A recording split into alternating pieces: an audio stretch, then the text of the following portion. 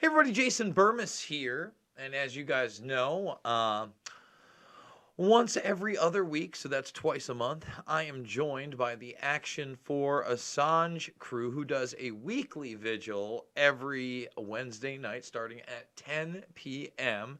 And they will be joining me shortly. Hopefully, I'll be getting that link. But before I do so, I want to introduce my audience who may not be aware of who these guys are, what they do. They just sent the link. So that was that. In fact, you know what that means? I got to shut that down.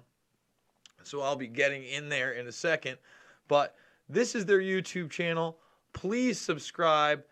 It is essential that people get in there, get going, help them out, help them achieve more. I already put the website. They are going to be attending the extradition hearing. In the second half of the broadcast, we're going to be talking to Commander X, a cyber hacktivist, and we are going to go through everything Assange from him being moved out of solitary in the UK to much, much more with Andrew, Taylor, Christy, and Steve coming up in just a moment. So let's see, we've got it here. Oh, these Zoom. Everybody, open Zoom meetings. I'm so not a Zoom guy, but everybody uses the Zoom. Let's see. And we're joining, let's join with video. And there it is, and then join with computer audio. Hello. And guys, just so you know, I am live over here, although they can't hear you yet if you're not ready to go. If you are ready to go, I will put you on the air right now. Yes, no? Can you not hear me? All right, let me know when you want to transition, Taylor. Okay. Hi, everyone. Why no. Give me a sec. Okay. Okay, so they're not ready. I'm gonna give so guys, I'm gonna give you a timer in just a moment. Don't worry, I don't want to put this guy's name up on the board until everybody is ready to go. But we're going to be talking everything Assange as soon as they are ready, guys. All right, 5, 4, 3, 2, 1. Hey guys, we finally got it this time, and thank you to Jason Burmis for collaborating with us this evening, and for having us stream on your channel as well. My name is Taylor Hudak, and this is the free Assange Online Vigil series, and I am joined by my co-hosts, as usual, Andrew Smith, Christy Doff, and Steve Poikinen. As of today, January 29th, it is 293 days since the brutal arrest of Julian Assange outside the Ecuadorian embassy in London, and day 3,340 of his unlawful and arbitrary detention. As for Chelsea Manning, today is day 322 that she has been in jail, and she is now up to $213,000 in fines. We are almost at $250,000 in fines, guys. Please keep both of them on your mind, and if you can donate to help them in their situation, please do. So we're going to start out with some news this evening, and last Thursday, which will be a week from tomorrow, Julian did have a court appearance, a court hearing, and we were able to learn a little bit more about his extradition hearing, the full extradition hearing, which will take place in February 24th. Do keep in mind that we at the Free Assange Vigil intend on going to London to cover this extradition hearing, and then two of our other co-hosts intend on going to DC to hold peaceful demonstrations and protests during that full extradition hearing. So if you are able to, please help us out, help us make this happen, and go to our GoFundMe. I'm sure one of my co-hosts will put that link in the chat. Any donation is greatly appreciated and helpful. And if you can't donate, just circulating that link is very beneficial. So guys, why don't we touch on this court date? We learned a few things here, and there's a quite, I would say, interesting interpretation of the First Amendment and Constitution. So why don't you guys open that up and let me know what you think about that. So we learned two very big things based on the documentation that the U.S. prosecutors have filed so far. The WikiLeaks editor-in-chief talked to the public and the press after the hearing. Julian Assange was there via video link. He just confirmed his name and birth date again.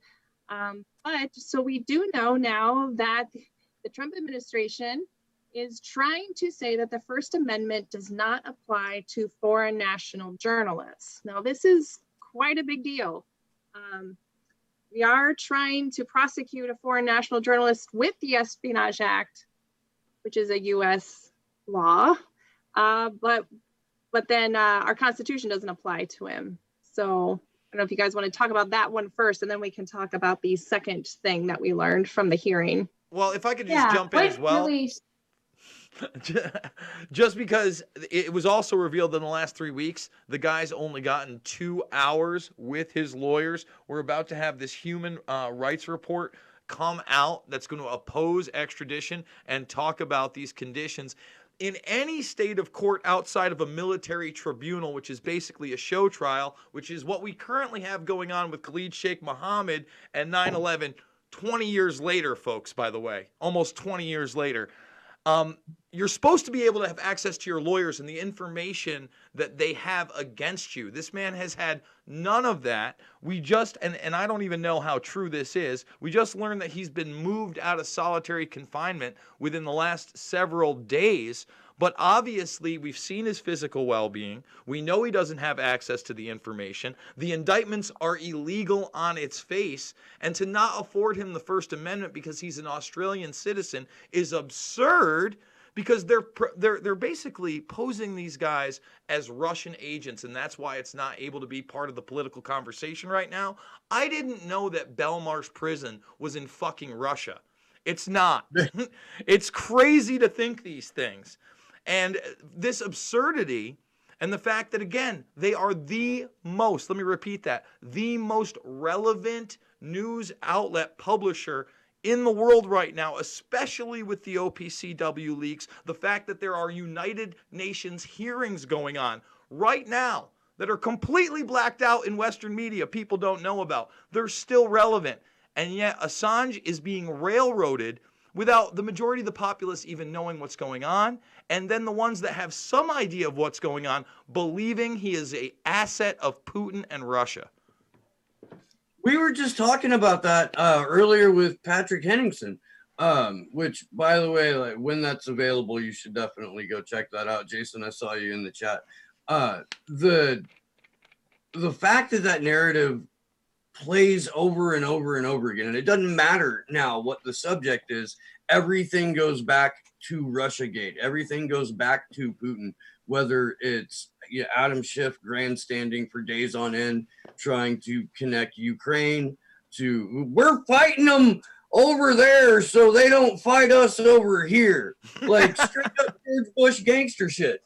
And that's where we're at with this narrative. It always goes back to Russia, no matter what it is. What is even more ridiculous, and Andrew mentioned this earlier, is that there is counter-reinforcing propaganda on the opposite side. That's because it's the same side, friend.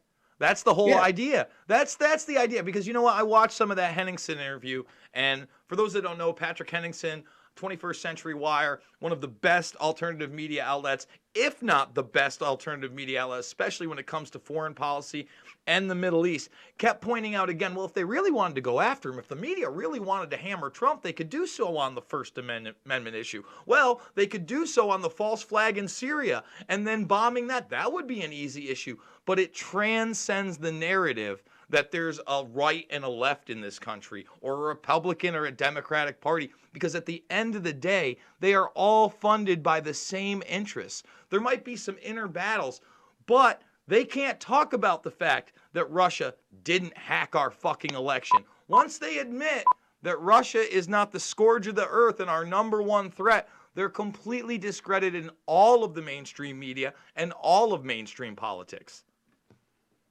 Yeah, and also too, the Canary, speaking of good independent journalism, the Canary has also frequently reported on Julian Assange and his case. So we're going to move to our next news segment here and kind of outline the 6 legal arguments that are going to be used in this case, or potentially used. So Josh, if you could pull that up for us so we can discuss those. One thing I want to mention, to get into this before the hearing. Yeah, one thing I do want to mention, the other thing we did learn from the hearing, which we've talked about extensively on this show, with different guests, is that it is public knowledge now that Julian and his legal team will be under special administrative measures if he is extradited to the United States. That means essentially Julian and his legal team will not be allowed to speak to the press at all once a trial begins in the US. And to us here on the show, that's not really a surprise. But now we have the official, it's no longer a secret, it's no longer a conspiracy theory that this US trial will be held in a black hole, essentially. That's the new American way, don't you know? I mean, come on. Listen, we can't give our secrets away to Russia. We will be fucked otherwise. And it looks like they must have some control over the UK because that's where Assange is, and they're going to extradite him. I mean, we live in the upside down, guys. I think that, I mean, on almost every level, whether it becomes, high-level geopolitics, whether we're talking even, sports, obviously my McGregor issue, but here in my state of New York, this bail reform issue is a crazy issue. And I know that everybody thinks that this bail reform issue is good for low-level criminals. I mean, dude, they busted a $7 million fentanyl ring today or yesterday and let everybody go. When you see what fentanyl does to a community, when you see people that die from that stuff, I mean, that is as good as murder to me. I mean, that's instant. That's one time cut in some other drug that somebody's partying with. And I could go after tragedy after tragedy. It just seems like truth isn't what it used to be. And really, the mainstream narrative isn't so worried about the truth anymore. They're trying to sell you an infotainment society, and the right fear is okay. I don't know if you guys caught Dershowitz on The View today, but it was just attack Dershowitz on all the wrong issues, in my opinion. Scream at him, talk about how, the Ukraine's fighting the good fight in that part of the world against Russia, and it's craziness to me. And Dershowitz isn't a good guy. I shouldn't be fucking defending Alan Dershowitz against 4 women that have sway in this country. People actually listen to. I think we're in a big cultural problem, and I think that Henningsen is a smart guy. He's right. I mean, even if somebody like Bernie got in there, what are the chances that he's going to eventually speak out? I hope so. I see Gabbard buddying up to him. I would love that to happen. I mean, I had the argument with my buddy that I would campaign for Bernie if Gabbard was his VP and hope that became an issue. But instead, the very little coverage we've got on Assange this week is basically Snowden piggybacking on the Greenwald arrest and saying that what's happening to Assange and Greenwald is dangerous, which I agree with. So to kind of pivot it back to what we were first talking about originally in the assault on the First Amendment with the actual information that came out in regards to Julian's case, they're basically trying to argue that national security interests trump the Constitution, that things that are secrets of the state are more important than the ability to speak freely to one another. And you see this theme really coming up a lot more now in American politics, where they're arguing around the edges of saying we can't have a democratic government. And you can see it as deep, and that argument cut as far as the actual cases that the people are making on the Senate floor about the Trump impeachment. Because essentially the argument, if you boil it down to what Adam Schiff says and all these other people, it turns into, well, national security is more important than any of these other things that we put into different categories. And you see that now with free speech in Julian's case, where the Espionage Act, instead of being removed, is put higher than the United States Constitution. And you have people arguing around the Ukraine issue saying, no, it's okay that we had all this corruption in Ukraine. We're not going to address that. The actual corruption is coming from someone trying to even just get an investigation of corruption. So it's this very interconnected theme that people are now being fed from politics. Dude, isn't that the craziest thing? Like, you're punishing the guy that and not only wanted to start the investigation into that corruption, just wanted to reopen the investigation that had already taken place and was basically ordered to be stopped by the Obama administration, with the vice president on camera joking about it at the CFR. And yet that's not even a part of the conversation. Look, man, again, we live in a world where I can't play a clip of a congressman saying Eric Caramello Bar's name. And they're still talking about whether or not there's going to be witnesses in this show trial of impeachment, man. When you talk about the national security state, Andrew, do you think that there's any way to pull back from that? Because I've only seen a growth of the national security state post World War II, post the warning from Eisenhower, and then full throttle after 9/11.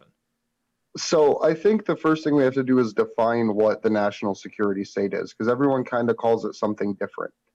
Um, to me, the best way to define it is the government that exists inside of our government. There is a set of laws and rules that only apply to you if you have access to classified information. Those laws generally aren't even known to the public at large. And it's those people that exist inside of that second framework of laws that's what's considered the national security state. And I think the biggest thing is literally just revealing it. Because once people have the ability to identify and say, hey, this is what the problem is, this state that has been built within our nation of, at this point, exceeding 6 million people with these national security clearances, it really kind of shifts the framework of how people think and talk about the deep state. Because it's not necessarily the oligarchs and the 1% that are causing the problems. It's not necessarily all of this other infrastructure. It's these predators. And I think the best way to actually get in and address them is how Julian pointed out, that the more people they get in there, the more people there is to expose this information. And that's kind of what Edward Snowden had talked about as well, in his Joe Rogan interview, is the fact that the more people are involved in this mechanism of the national security state, there's more opportunity for those people to reveal it. And it's about getting people inspired about what actual journalism is and about what the nation's doing, more than just making cybersecurity and national security things just a sport or a job for people. I think there's, sort of first of all, that's why WikiLeaks is so important, because it exposes the mechanisms of that deep state apparatus. It exposes the mechanisms of being able to funnel money through the Panama Papers and these front companies and things like that. It exposes the mechanisms of false flag operations in Syria to maintain a military presence in that country. But essentially, when we did have a Constitution and Bill of Rights, when we had a judicial, an executive, and a legislative branch, there wasn't this national security apparatus that kept saying, no, we don't have to address it. No, we're above the law. And I just feel like, especially after 9/11, we've written it into so many pieces of paperwork. And you go back to that Edward Snowden interview, the most alarming thing to me was when he revealed that there was an actual document that was completely fake that had been released to the public, and it wasn't just redacted. Most of these documents were redacted. It was completely manufactured. And this document was over a decade old. So how many completely manufactured documents have we now seen and it's been written into law? I think, again, that's why WikiLeaks is so important, because guess what? They're releasing real documents. I said to Patrick Henningsen earlier when he was on that we don't have a government that has intelligence agencies and runs intelligence agencies. We have intelligence agencies that run governments. And that's why Emma Goldman was right when she said if voting changed anything, they'd make it illegal.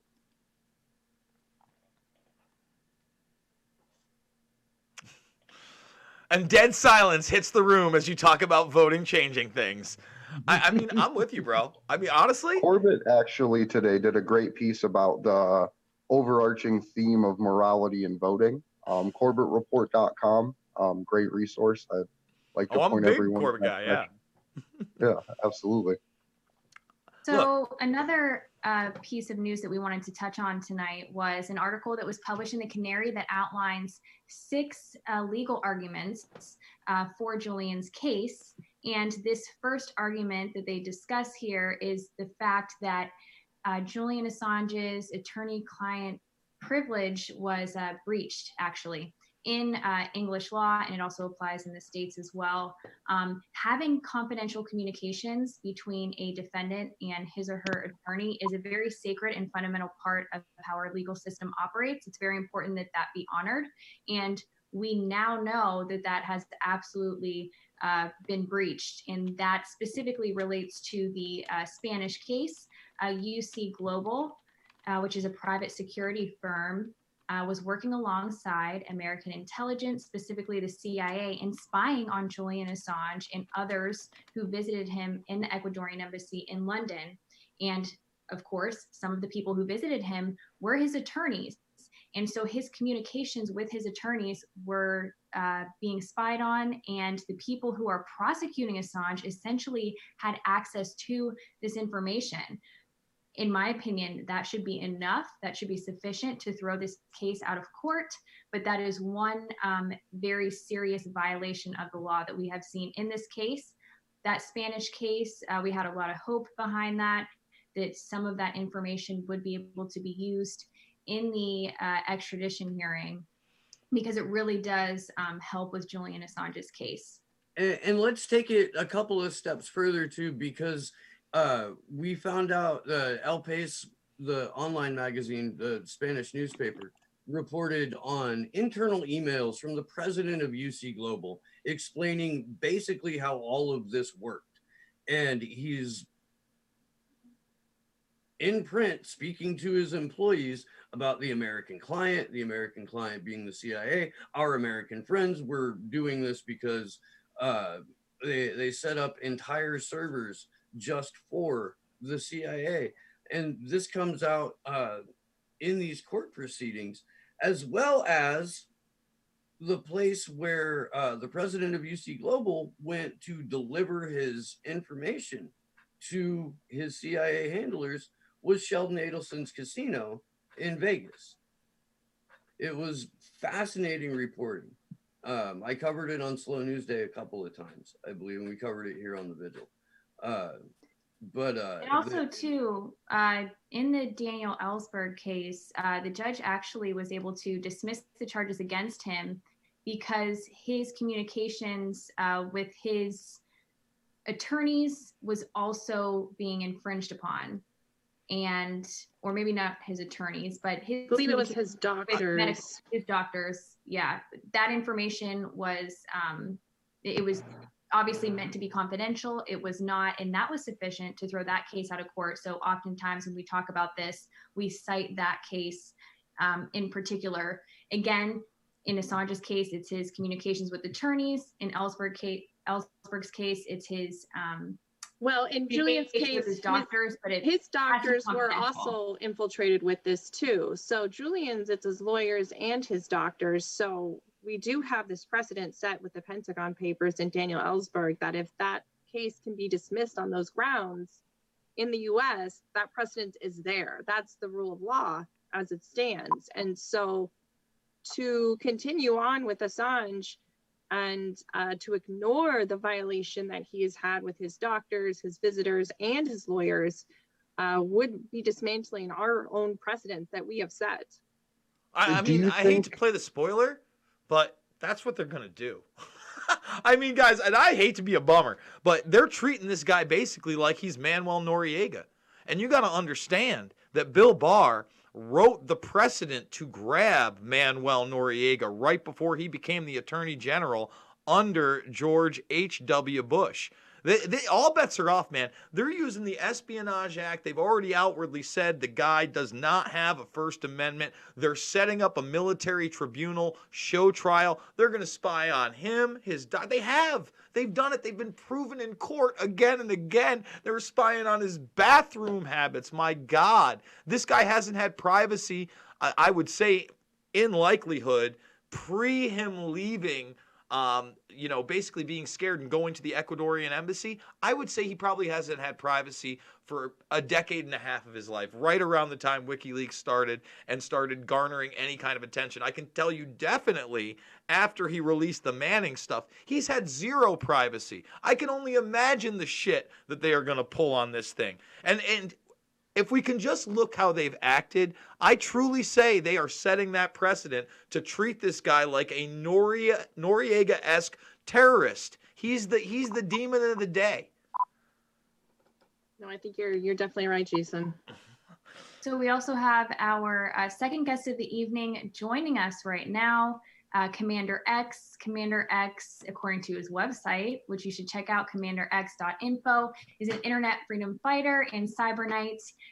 We met previously, you met Christy and I actually on Susie Dawson's live stream just about a month and a half ago. So we're really happy to be speaking with you again and to have you back on the Vigils. How are you? And I believe that you are muted right now, so you may want to unmute. There you go. Thanks for coming on. I'm good. Can you hear me? Yes. Wow, that's great. Love it when it works. Hi. Hi, everyone out there watching and everyone here present. A few people here, I guess. Hi, everybody. Hi. So if you could provide, now we were talking about some of the news going on with Julian Assange right now and just updating everybody, but I would like you to take the opportunity to kind of fill everybody in on your situation as much as you feel comfortable sharing, and provide them with your background. Well, anybody who's read my books knows I'm comfortable with sharing just about anything. So, my current situation, I've just received political asylum here in Mexico. And my team here and in Canada, who helped me accomplish that, we're sort of excited about some recent developments here in Mexico. First of all, there's a very strong grassroots free Julian movement here in Mexico. That I think is quite exciting. We can talk about that in a bit. But also, it was exciting because I was, as some folks out there know who have watched these vigils for a while, I'm associated with Julian. I know Julian. I consider him a friend. He considers me a friend. I've worked with WikiLeaks rather closely at times. And so I was on the fence right up until I surrendered to the Mexican government as to whether I would include that information in my asylum petition to the government. And at the last minute, I decided to do it. And so I made it clear that I felt, as Barrett Brown feels and other Anons out there feel, who go all the way back to Operation Payback, which was the anonymous activist operation to defend WikiLeaks. We feel that a big part of why we in particular were targeted, regardless of the charges that they ended up putting on any one of us, but many of us were leading lights, if you will, at that moment in history when Julian first begun to get hung up in the UK. And this is going back a ways. We're talking all the way back almost 10 years, right? So, and so I put it in there. I put it in the petition. And then, as most of you out there may know, I surrendered on December 5th. I was immediately granted, thanks to a very, very great anonymous operation. All the Anons out there had my back. A lot of Free Julian people actually also had my back on that one. And we put a big pressure campaign on the Mexican government, and I was treated like royalty, really, when I walked in the door. And I surrendered to the Mexican government, was immediately granted political asylum and refugee status. And then the interesting part and the point of my story, really bring it back around to Julian, it was only a number of days later that, out of the blue, and for no apparent reason, I follow Mexican politics very closely. I have to. This is more than just casual interest of a tourist. I live here, and I live here under peculiar circumstances. out of the blue, the president of Mexico stood for, I cannot remember, but I believe it was a political speech. I believe it was in what they call the AMLO, which is his particular party down here, his political party. But it was a big speech to a lot of fucking people, and it made headlines around the world almost instantly. It was for several days. It was the Twitter feed of all of us, I mean, including the Unity PK people. But the president of Mexico, my team, especially the ones here on the ground in Mexico, are very helpful. They're Mexicans. We all follow Mexican politics. There isn't any of us that can find a single recent clue as to why the president of Mexico felt compelled to do that. There is no particular reason. There is no particular pressure on him right now. There is a nice little grassroots pre-Julian movement, but they're very peaceful, and there's no reason. The only thing we can think of, and call it wishful thinking, call it whatever you will, it's weird to be riding at the cusp of history and trying to figure it all out, but we think it may have been that they were giving themselves political cover to give me political asylum. And so in order to, Julian's not here, they're giving me asylum, and they want to make clear to the world what their stance is on all of it. They certainly, the president in the last few weeks, with the granting of me asylum, political asylum, as well as his speech about Julian, the president of Mexico has really stepped forth, I think, that people need to take a look at him as a shining light, really a beacon, if you will, amongst world leaders, for information activists really across the board. I came under the flag of anonymous, but I made it clear that I felt one of the big reasons why I was persecuted in the U.S. was my association with WikiLeaks.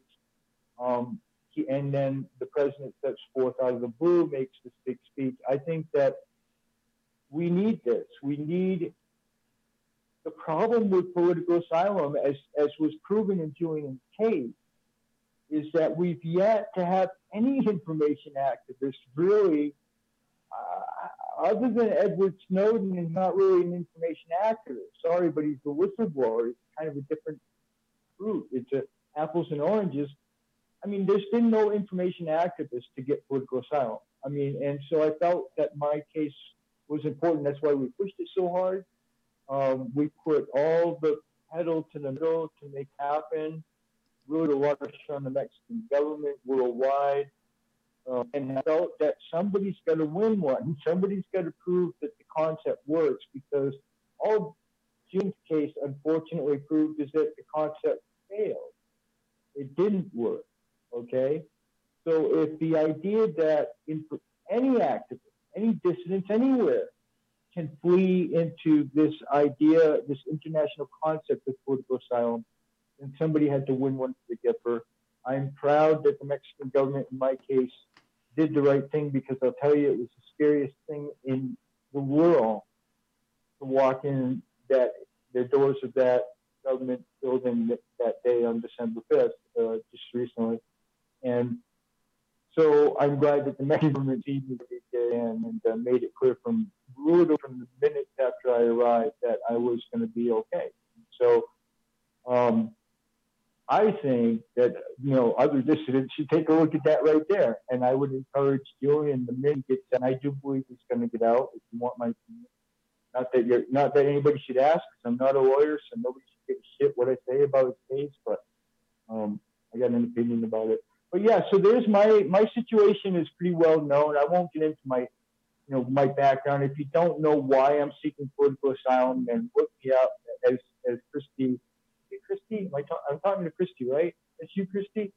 I don't got a name tag on me. So I introduced you, but Christy is with us. My name's Taylor, but Christy's here. Okay. Hey, I'm sorry. Okay, I don't know everybody's name. It's hard to see on the little phone that I got set up here. So that's basically the rundown of my case. It's a success story. The Mexican government has treated me impeccably. It's really been kind of crazy. It's funny because I chose an office where a lot of Americans go, and so usually it's about 95% or 90% Americans in the lobby when I walk in. And I'm not even allowed to pick a number. The security just ushers me through to the director's office. And everybody, all these stuck-up Americans trying to live in San Miguel, and retire in San Miguel are all very, much like, who the fuck is this dude? Right? All dapper dressed. They go in a suit and tie. I'm very respectful, go back to them the way they treated me. So, but the process was straightforward. It's a very understandable process. The Mexican government guarantees a certain set of rights that were important to me from the beginning. I made it clear even when I went into Canada 10 years ago looking for asylum.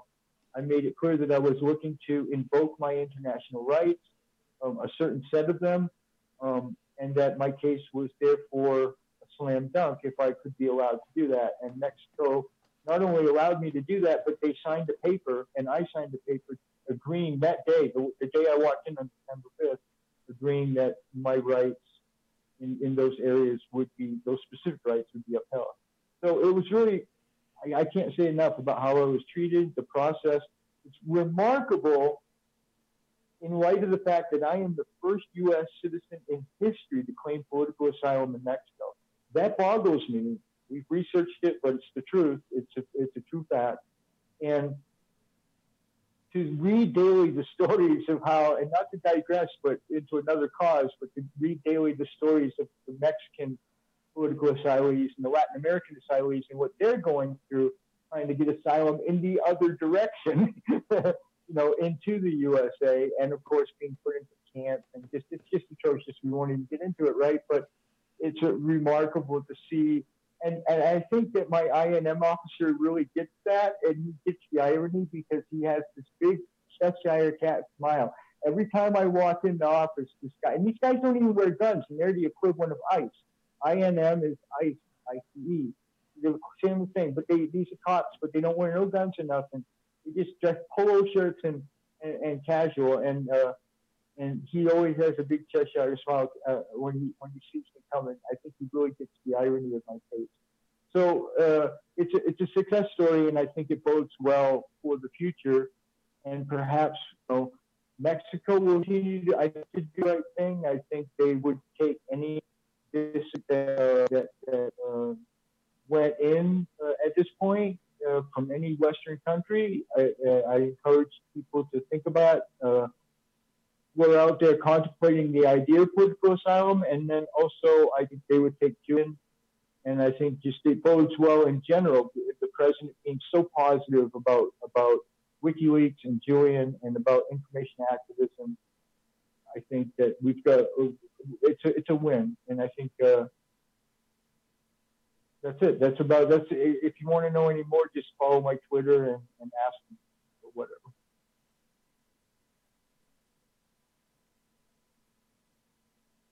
So one of the big pieces in getting the president of Mexico to speak up about Julian that he cited was a national labor movement out there, I believe.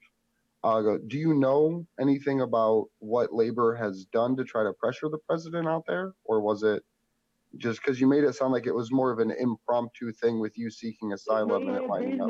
Now, see, you're giving me information we don't have. I mean, the labor thing is something my crew is more of a hacktivist kind of gamer crew that wouldn't have penetrated to them. We tried to research to figure out why he did that. You have more information now, and you've given me information that would account for it. He's very sensitive to labor. The grassroots movement, if you want to talk about it here, I encourage people to look it up. If you go to my Twitter feed, I guess the best way to find them, I can't remember their handles right off the bat, but the best way to find them would be, I guess, go to my Twitter feed and look at who I follow. They should be pretty close to the top. But there's, I can't even pronounce in Mexican, but they're basically the Union to Liberate Julian Assange in Mexico. And they met with them. They kind of tried to do a fast one. They tried to hijack the anonymous Million Mass March. And I All right, everybody. We are out of there for a second. I just dropped him off. So Commander X, just for those that don't know, he is somebody that worked with WikiLeaks, got asylum in Mexico. I was not too familiar with his story. Sometimes the audio is a little tough when you're getting somebody that's not quite used to doing these sorts of things. But if you want to follow all of that, remember, guys, you can go over to the Action for Assange page. It's right here. I'm going to copy and paste it. We're not done here, by the way, guys. You can stick around here for a little bit longer. I do want to go over those stories. So this is right there. If you want to help these guys, go cover it. They're almost there. All right? And remember, they're going to be in London and D.C. for these extradition hearings. All right. So before we go anywhere, I do want to go over these stories. So they're saying that Assange is moved out of solitary confinement. Obviously, this is a good thing. They are not going to be doing this guy any favors. Again, I really think that they wouldn't mind him dying. All right? They would not mind him dying in prison. In fact, they got an exclusive interview with Assange's father. And he's just like, you don't understand what he's going through. The integrity, the courage, it's overwhelming. I mean, this guy is being tortured on a daily basis. All right? And remember, granted, only 2 hours over the last several weeks. No coverage on the fact that we had a group of yellow vests. Remember, really the yellow vests are the biggest representation of freedom I've seen in the majority of my adult life at this point. They're standing up. My God. Oh, with all that being said, guys, I am doing 5 exclusive videos over at rockfin.com/Jason Burmis. If you are a subscriber, it's $9.99 a month. People are saying, well, how can we help you? How can we do this? Well, this way you get 5 extra videos a week, including my breakdown of The View. There are some other videos posted, but in the premium accounts, we're doing things that we might not be able to get away with on YouTube. But you just don't get my content. You get a bunch of other content in free thinking media, wrestling, Brazilian Jiu-Jitsu, and MMA. And believe me, this platform is going to continue to grow. A lot of great creators over here. Subscribe to the channel. Thumbs it up. Thumbs it up. Thumbs it up. Join the Burmis Brigade. Let's get going, guys. And I am a documentary filmmaker. Loose Change, Final Cut, Fabled Enemies, Invisible Empire, A New World Order to Find, and Shade the Motion Picture. All available free over here. And $5, $10, $15. It means the world to me. It's how I keep it going. Guys, I love you, and I'll see you on the flip.